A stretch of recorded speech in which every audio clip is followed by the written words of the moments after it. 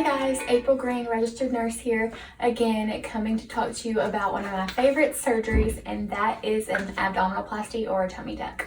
So the items that you're going to need at home are your prescription medications.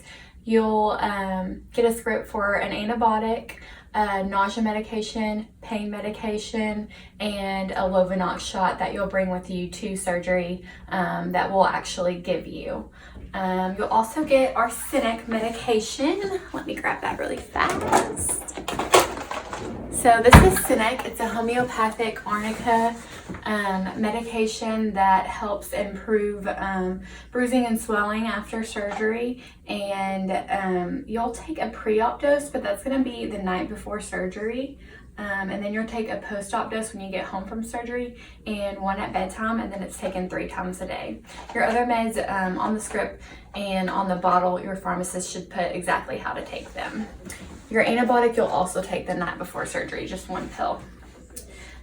Also, you'll need some Q-tips and hydrogen peroxide and distilled water to clean your incision sites with. You'll also need some Johnson & Johnson surgical dressing pads, or something like Feminine Maxi pads will even work. You might even want to make sure you have a laxative at home or a stool softener, even to begin with before your surgery, like a couple days before, can sometimes help with constipation issues from general anesthesia, from your pain medicine, stuff like that. So if you are an out-of-towner or normally have problems with nausea after surgery, I would bring 1 pain pill and 1 nausea medication with you on the day of your surgery, just in case you need it on the way home. We do need you to shave your upper pubic area the night before surgery, just so we don't have to do it in the OR. That kind of helps us. Also, don't wear any lotion on the surgical area, just because we have to mark the surgery area and we don't want any of that coming off. Alright, so let's dive right into the procedure. The reason and goals, of course, this is to remove that excess bottom part of your tummy that kind of bulges down below, and then tighten those underlying muscles. Your belly button is going to be repositioned, and you'll have a good sized scar, normally from hip to hip, down at the bottom of your, right above your pubic area.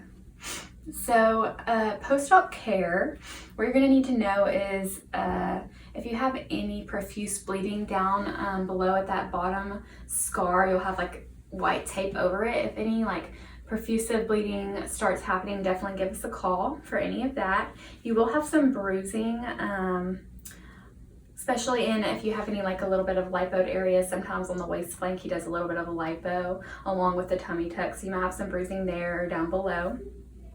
It should be gone in about 3 to 6 weeks. So if any of you mamas have ever had like a C-section, kind of same thing. Any forceful coughing or sneezing is going to kind of hurt, and we want you to try to suppress it if you can for about 7 to 10 days after, but kind of holding it, splinting it if you do have to will help a little bit with the pain. As far as the discomfort goes, you will probably get the Exparel shot.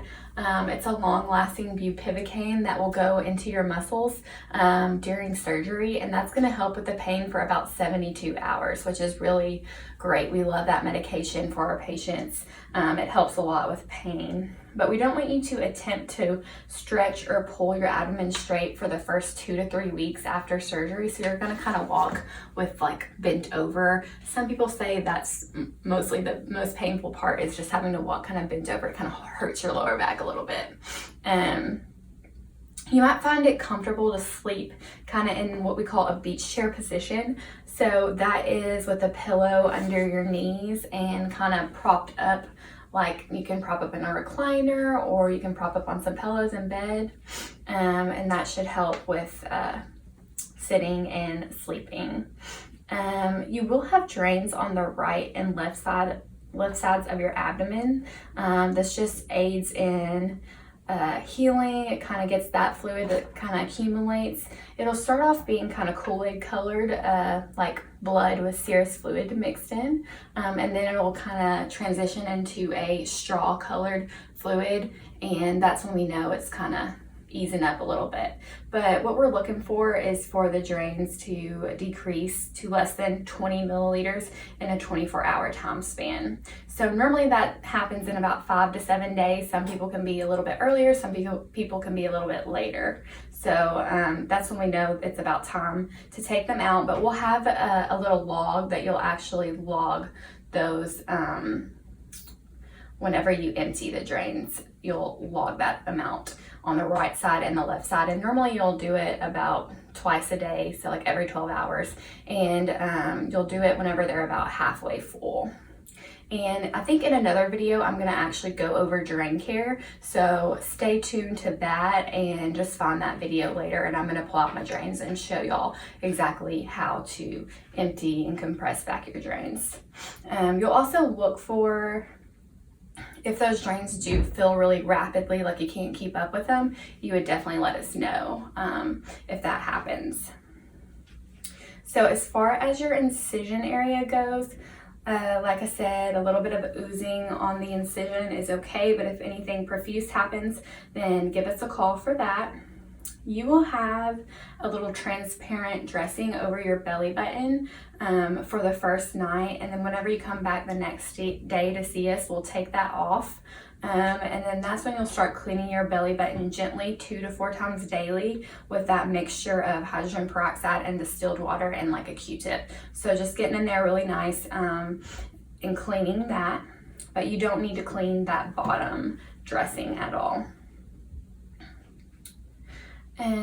So you will have an abdominal binder that needs to stay on until Dr. Brandon gives you the okay to take it off, and that's just going to help with compression and that swelling. So you might have those little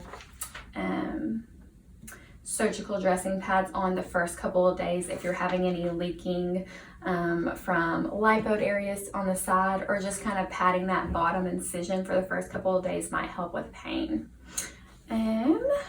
So after you come back and see us the next day, you can shower after that appointment, but no tub baths or any kind of swimming in any body of water, lakes, oceans, whatever, for about 6 weeks after surgery. But whenever you shower that next day, make sure you have somebody with you for your first one, just in case you get a little bit lightheaded.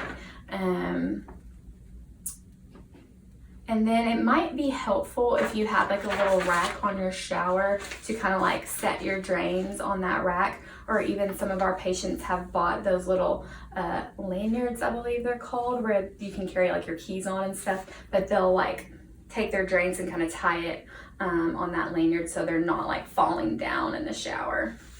So that's really helpful to do as well. So when you do shower, make sure after that bottom tape isn't coming undone or anything. If it does try to come undone, take like a dry towel and kind of pat it back down. If it's still coming undone, you can take a hair dryer, and on the cool setting of it, you can kind of blow dry it back to re-adhere it. If it's still not sticking back on, just give us a call and we can always get you some more. But make sure you never use any heat like on your blow dryer setting, because you might be a little bit numb, so don't use heat.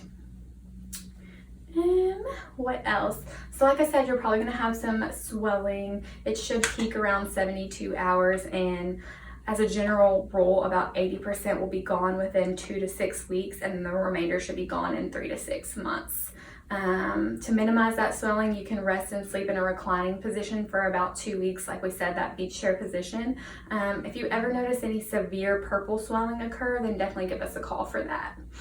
Don't drive and take your pain medication. It's not terribly uncommon to run a little bit of a fever the first few days following surgery. If you do notice that you are, increase your water intake. Take Tylenol, or sometimes your pain medicine will have Tylenol in it, so check that before you like double up on that. And if it doesn't go below 101.5 after that, then give us a call. You might have some numbness firmness and tenderness around your incision area. It should start to get better within like several months to about 2 years once that everything kind of heals back up.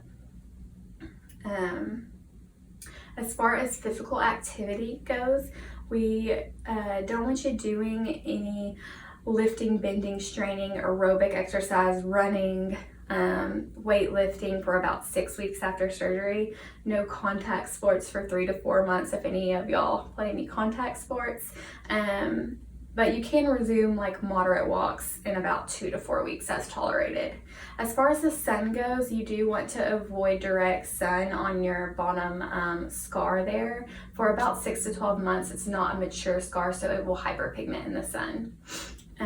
You'll come back and see us the next day, like I already told you, and then you'll come back up and see us about 5 to 7 days out to see if we can get those drains out and see how you're doing. And then you'll come back around 2 weeks to see us, and then as needed based on your individual healing needs.